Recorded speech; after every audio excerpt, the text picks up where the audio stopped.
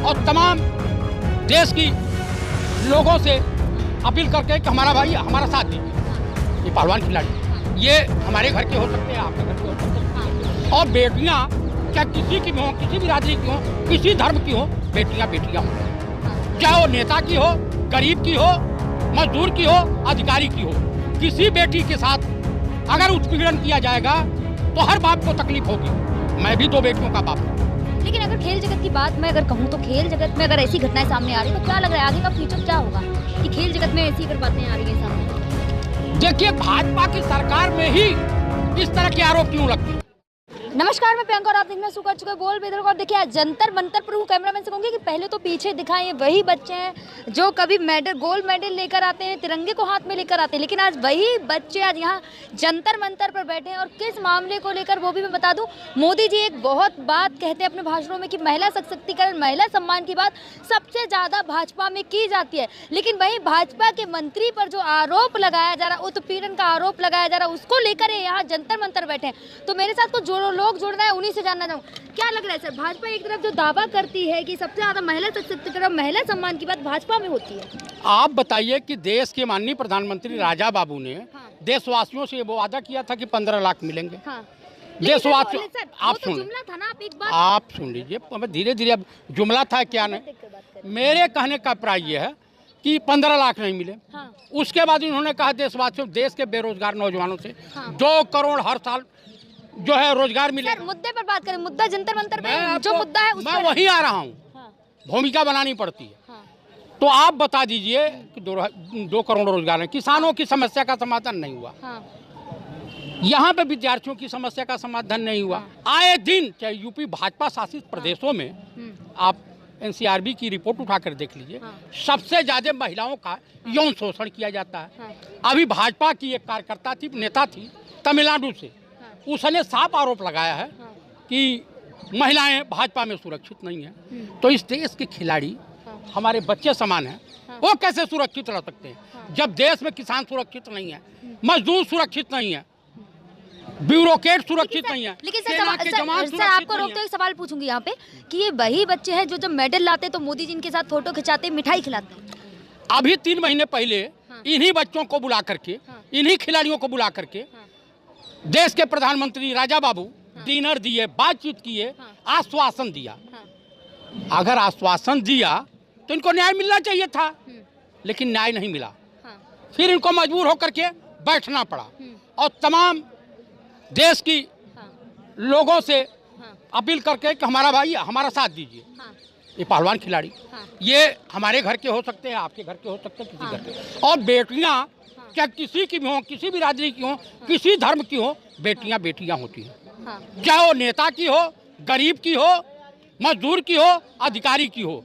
किसी बेटी के साथ अगर उत्पीड़न किया जाएगा तो हर बाप को तकलीफ होगी। मैं भी 2 बेटियों का बाप हूँ। लेकिन अगर खेल जगत की बात मैं अगर कहूँ तो खेल जगत में अगर ऐसी घटनाएं सामने आ रही तो क्या लग रहा है आगे का फ्यूचर क्या होगा कि खेल जगत में ऐसी अगर बातें आ रही हैं सामने? देखिए, भाजपा की सरकार में ही इस तरह के आरोप क्यों लगते हैं? सबसे बड़ी बात यही है, भाजपा की सरकार में पुलवामा जैसा कांड हो जाता है, प्रधानमंत्री मौत, गलवान घाटी का कांड हो जाता है। सतपाल मलिक जी ने खिलाड़ियों का भी समर्थन किया है। अच्छा, कौन ऐसा व्यक्ति है हिंदुस्तान का जो इनका समर्थन नहीं करेगा? खिलाड़ी जो होता है ना, देश की धरोहर होता है। चाहे बैडमिंटन खिलाड़ी हो, टेनिस खिलाड़ी हो, रेसलिंग का खिलाड़ी हो, फुटबॉल का खिलाड़ी हो, किसी गेम का, ये पूरे विश्व में तिरंगा लेकर के देश का नेतृत्व करते हैं। और मोदी जी सम्मान भी तो करते हैं ना, इनका मिठाई खिलाते हैं, फोटो खिंचाते हैं ना। तो आखिर इनको न्याय देने में उनको क्या तकलीफ हो रही है? अरे बहुत होगा, बहुत होगा।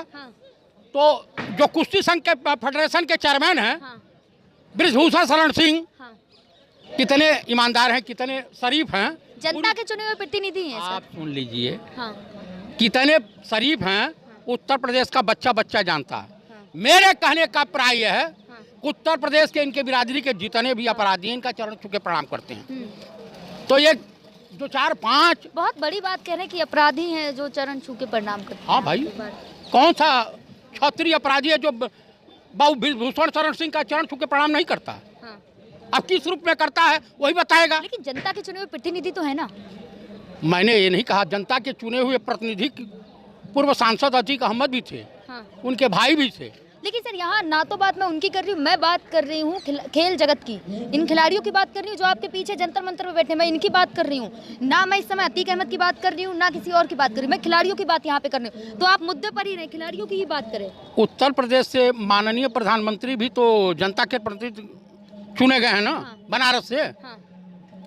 उन्होंने महिलाओं का कितना पालन किया कि 50 लाख की गर्लफ्रेंड, कांग्रेस की विधवा, हाँ। पार्लियामेंट में रामायण सीरियल की हाँ। ताड़ुका या सुपड़खा, हाँ। एक महिला सांसद को, हाँ। महिलाओं का तमाम सम्मान तो उन्होंने किया है। हाँ। किया है। जब देश के प्रधानमंत्री राजा बाबू हाँ। महिलाओं का सम्मान नहीं कर सकते, उनके पार्टी के लोग महिलाओं का सम्मान नहीं कर सकते, उन्हीं के पार्टी का पूर्व गृह राज्य मंत्री चिन्मयानंद स्वामी हाँ। महिलाओं का शोषण कर किया है, उसके ऊपर आरोप है, भगोड़ा घोषित है, हाँ।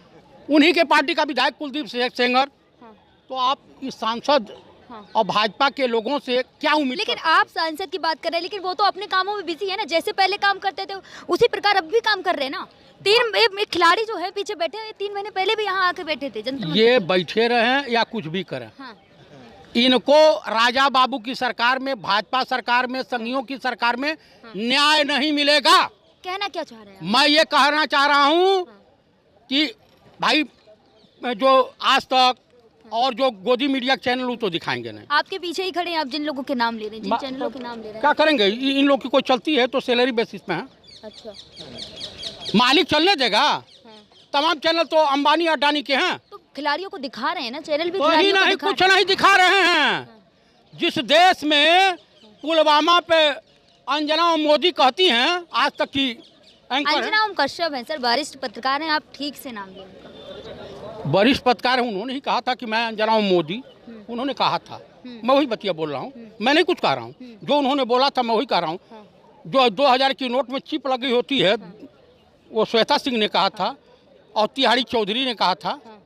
तो मैं वो बात कह रहा हूँ, जो उन्होंने कहा था मैं वही तो कह रहा हूँ। मैं अपनी बात कुछ नहीं कह रहा हूँ, जो उन्होंने बयान दिया था। लेकिन कहीं ना कहीं ये भी देखा जा रहा है कि जहाँ एक तरफ यहाँ बेटियां बैठी हैं जंतर मंतर पर, लेकिन मंत्रिमंडल महिला बाल विकास मंत्री स्मृति ईरानी है, वो इस मामले में कहीं ना कहीं चुप है।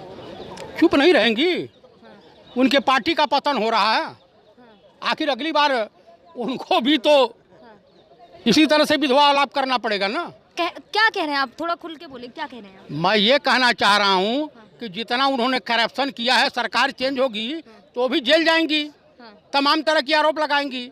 उनका भ्रष्ट मुख्यमंत्री आसाम का FIR कराने में माहिर, गुजरात में FIR, गुजरात की कोर्ट से राहुल गांधी ने सच ही बोला था ना कि अडानी से रिश्ते क्या कहलाते हैं, जितना आप बेच रहे हो। लेकिन अगर मैं पुलिस की बात करूं तो अगर राहुल गांधी कुछ बोलते हैं तो उन पे नोटिस जाते हैं, लेकिन जब ये लोग गए थे तो इनकी FIR भी नहीं ली गई। तो आपको इससे पता नहीं चलता है कि राहुल गांधी ने अगर कोई बयान दिया पंजाब में, आज जम्मू कश्मीर में, तो उनके वहाँ police, Delhi police commissioner notice लेकर चले जाते हैं कि भाई बताइए कहाँ कहाँ हुआ।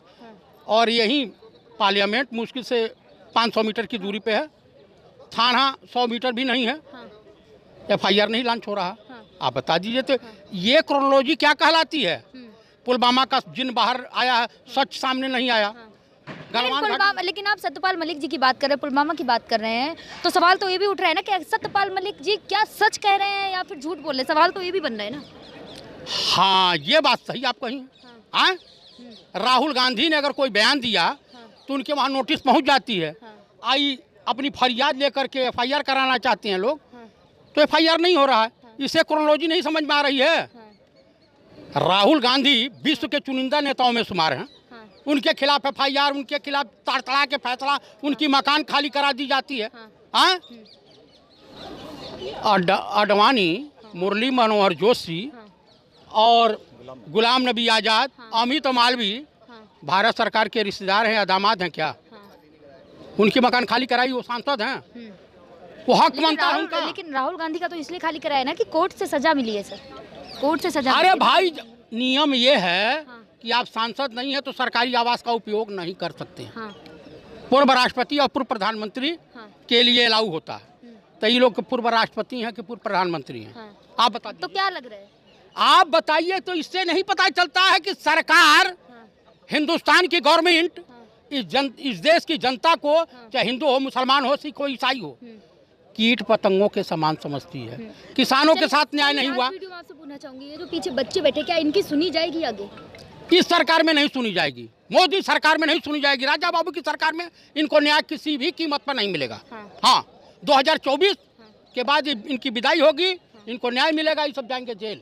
तो देखा आपने, ये थे इनके विचार क्या थे, जो यहाँ पे बैठे हैं, जो बच्चे बैठे हैं, उनको लेकर क्या विचार थे। लगातार ऐसी वीडियो के लिए देखते रहिए बोल बेदर चैनल को लाइक